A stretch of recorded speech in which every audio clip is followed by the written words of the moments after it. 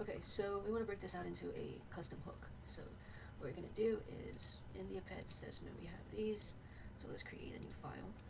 I'm going to say use results.jsx. Do this one. And we basically want to copy this and put this in here. And then instead of returning JSX, we want to return results loading and error. And then we want to say use effect, use state. So here I want to say const results,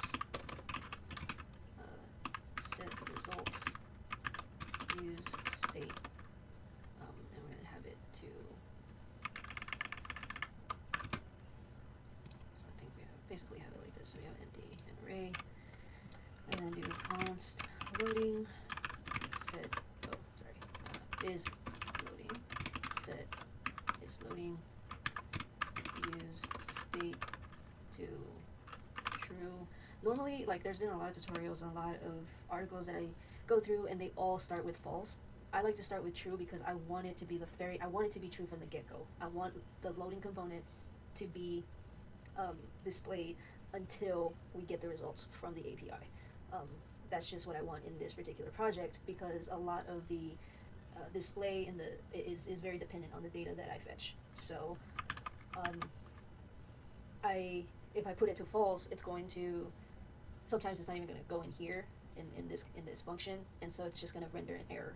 And it's for me easier to just have the loading component render from the get-go until we have the results. Now that's just the way that I'm doing it and I'm approaching it. In this situation, it definitely is very much dependent on what you're trying to do in your project. So now I'm going to do error, so set error. And we'll do false with that one. Results, and then this loading. And then we definitely want to use or pass in, well, in this case, we'll just pass in the ID. So we'll have this in here like this. And then, so get back results. We'll deal with the local storage somewhere else. So we'll delete this and this.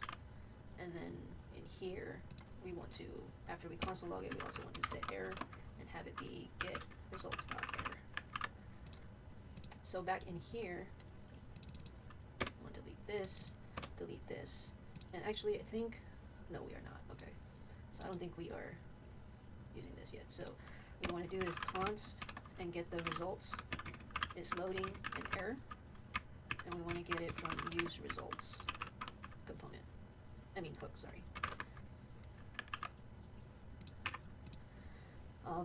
And then let's see, we're already using it here, so we'll do that. And now let's see if it works. So let's go ahead and get started. Go through the same process. I'm gonna say sneezing, coughing, difficulty breathing, and we get results. Get data is not defined. That's fair. Import get data from there. Alright, let's start over. Do sneezing, coughing, and difficulty. Oh. Let's go ahead and delete it. Sneezing, coughing, difficulty breathing.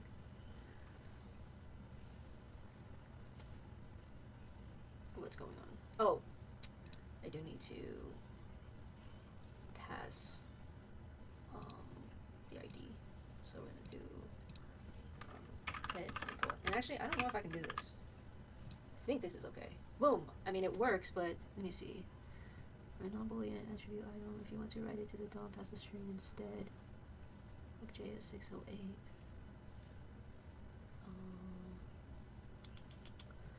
Let's see.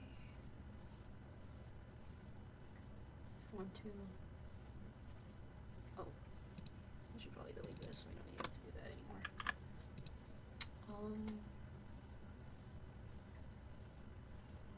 So it's saying results at 20 or results at 5. Receive true for a non-Boolean attribute item. It might be in here.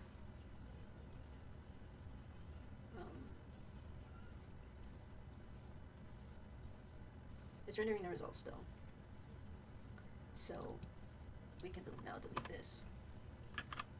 And we'll be one step closer to reducing this. So now